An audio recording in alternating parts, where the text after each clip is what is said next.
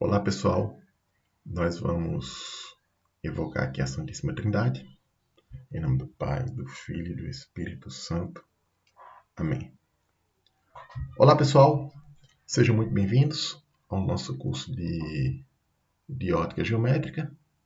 E eis aqui a nossa primeira aula, a primeira de muitas que virão ao longo desse semestre. Pois bem, a ótica geométrica ela será o primeiro contato que vocês terão com o estudo da luz.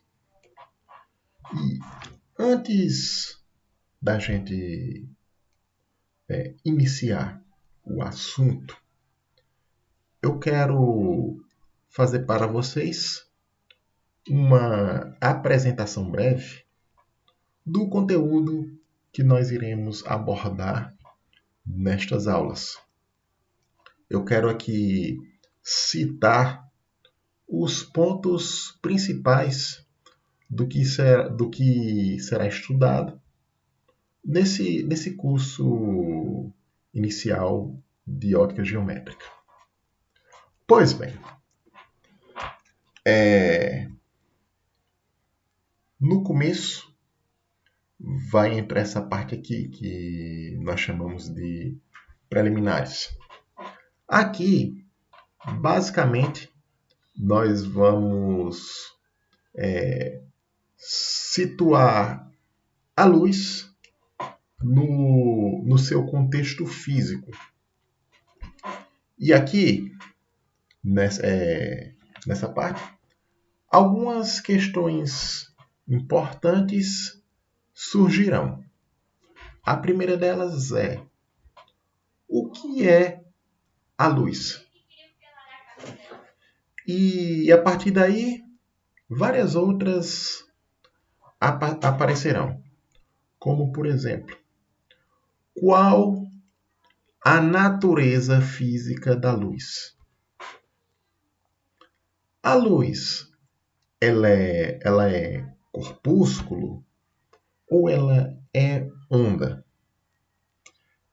E sendo corpúsculo ou sendo onda, será também que a luz ela pode, ao mesmo tempo, ou em contextos diferentes, ter comportamento corpuscular ou comportamento ondulatório? E quais as teorias físicas que se propõem a estudar a luz? E onde a ótica geométrica entra no meio dessas teorias?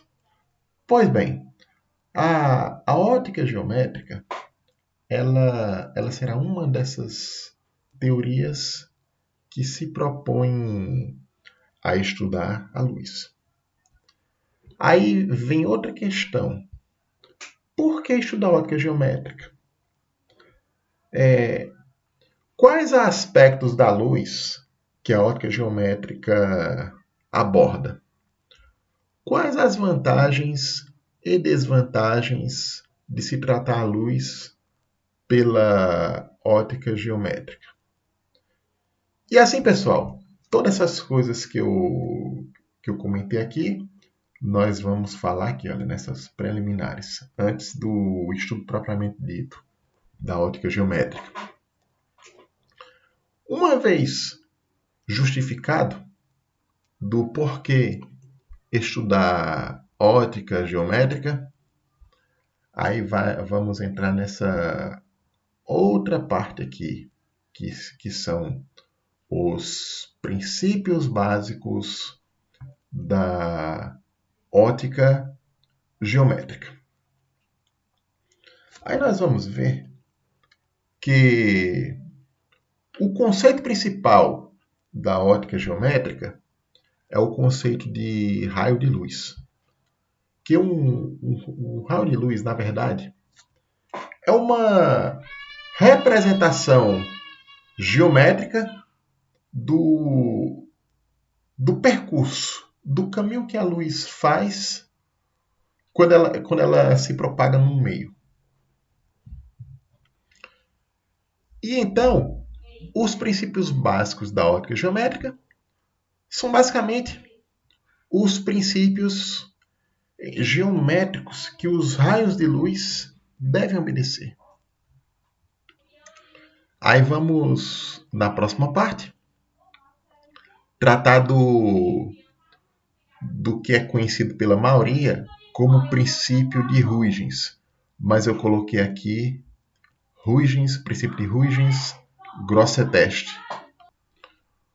O Christian Huygens foi um célebre cientista do século XVII que deu várias contribuições importantes para se estabelecer a teoria ondulatória da luz. Agora, o que poucos sabem é que na Idade Média, no século XIII, nós tínhamos o bispo católico inglês, Robert Grosseteste, que, além de bispo, ele era também filósofo. Aí, ele também, na época dele, ele deu importantes contribuições para o estudo da luz.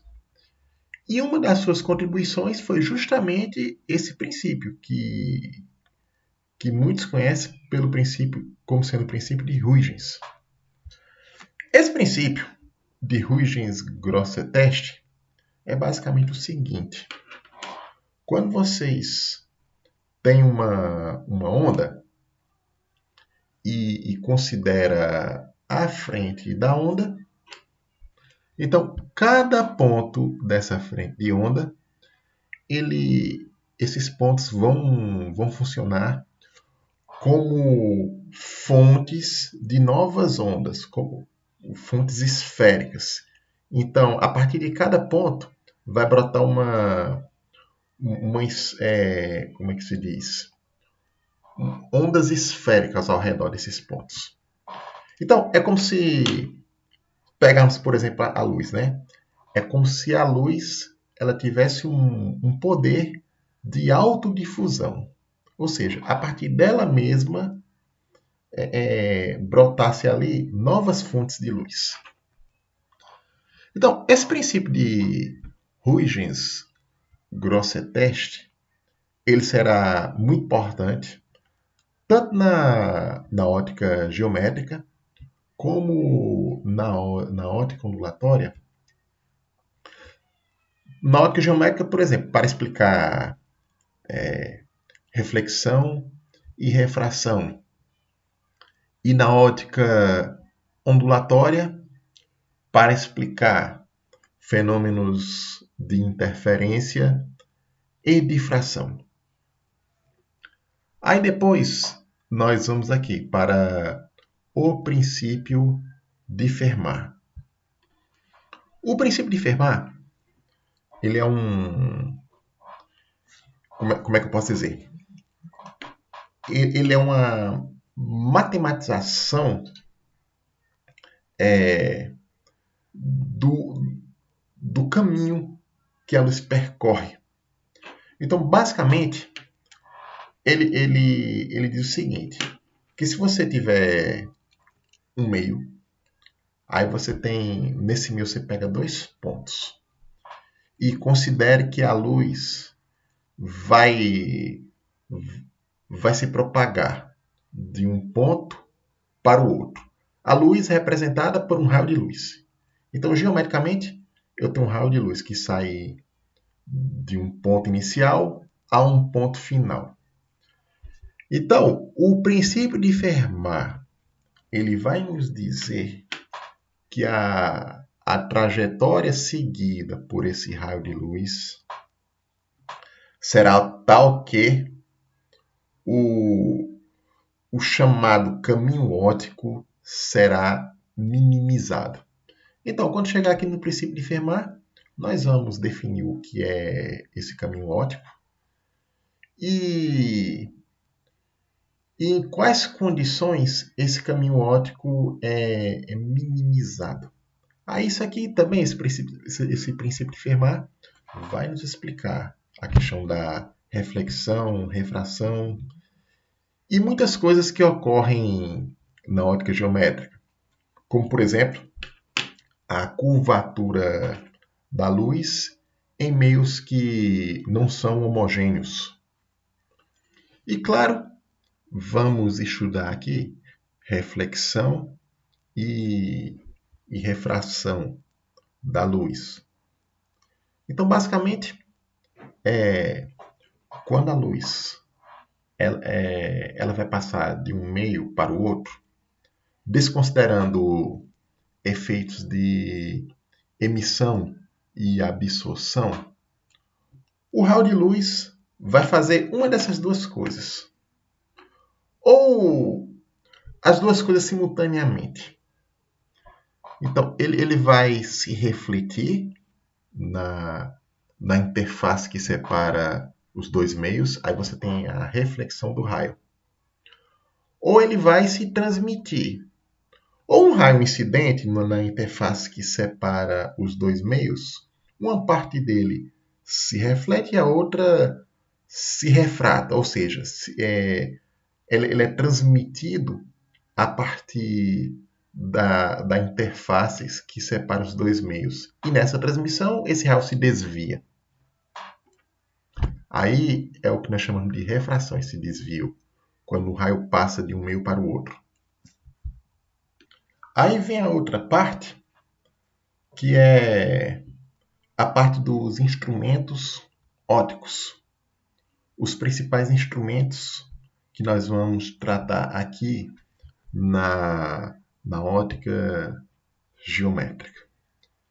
E aqui, o instrumento óptico mais simples de todo é o espelho.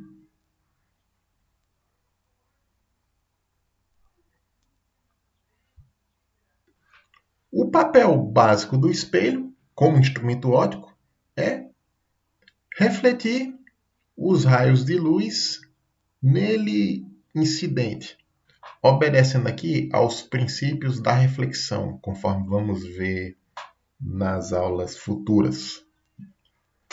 Aí nós vamos ver dois tipos de espelho. Um dos tipos de espelhos é o espelho plano.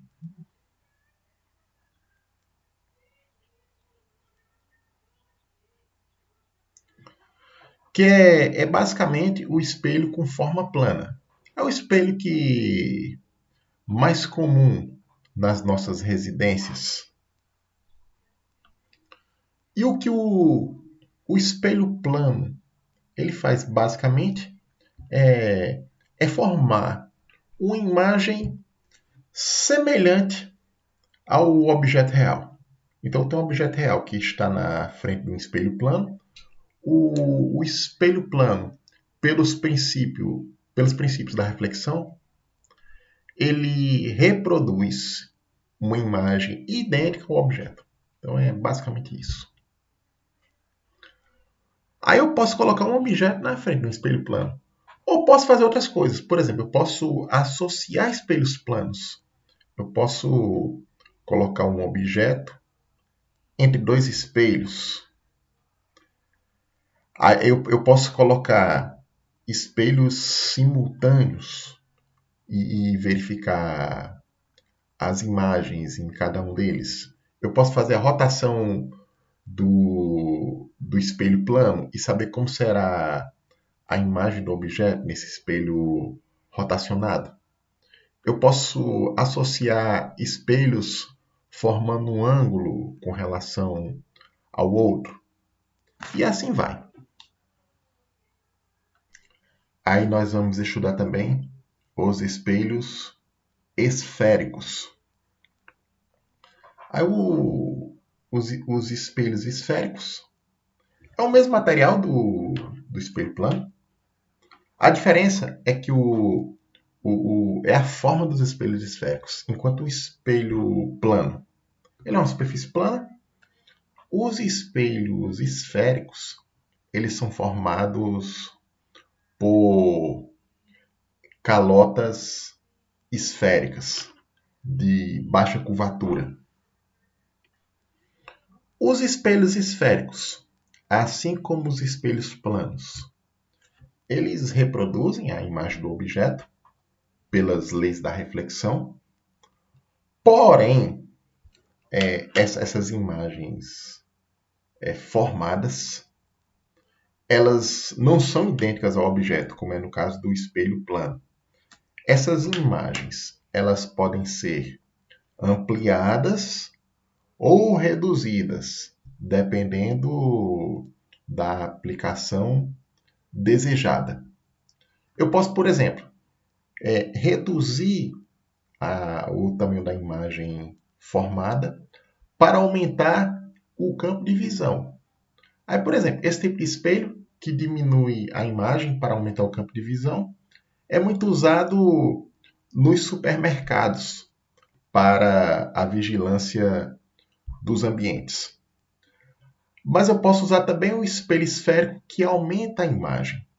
Aí, com esse aumento da imagem, eu posso observar maiores detalhes da imagem, porém com o custo de reduzir o campo de visão ao redor desse objeto. Aqui, olha, nós temos as lâminas e prismas. E o que é que vai acontecer aqui? A lâmina, ela é um objeto que ela tem uma forma cuja seção é retangular. Então é isso aqui mais ou menos, né? Uma lâmina.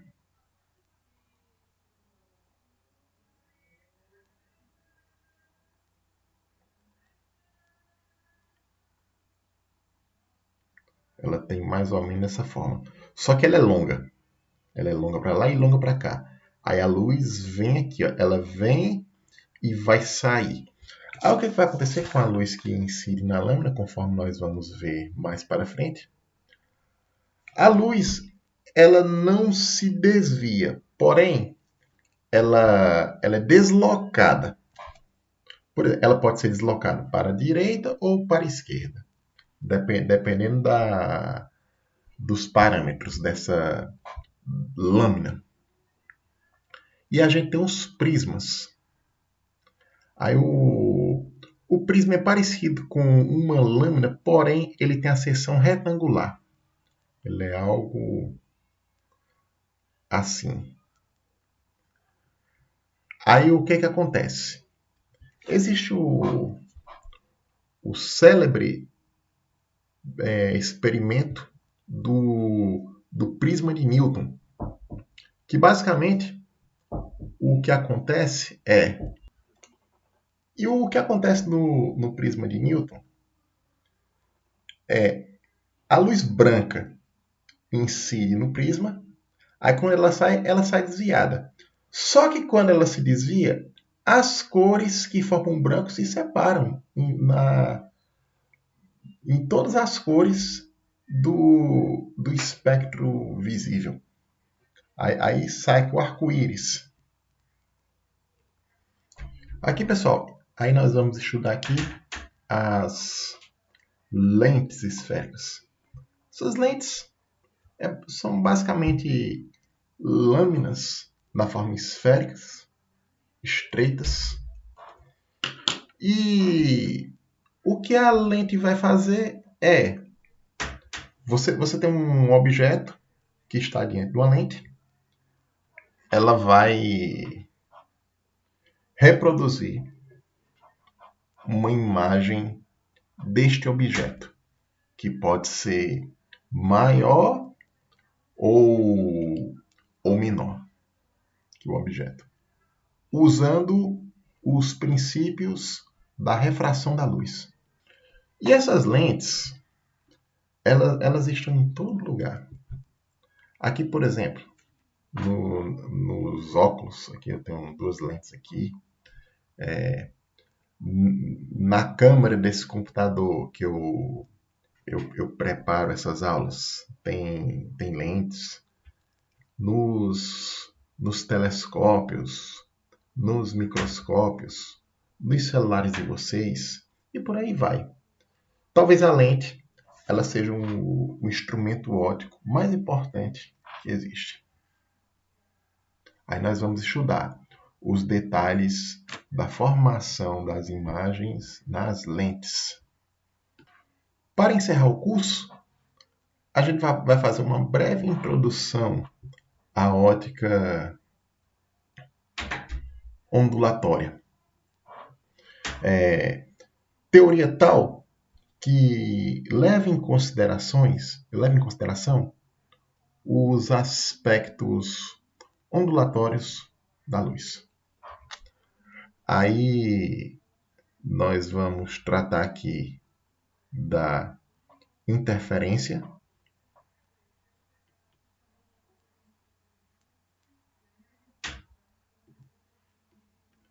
e da difração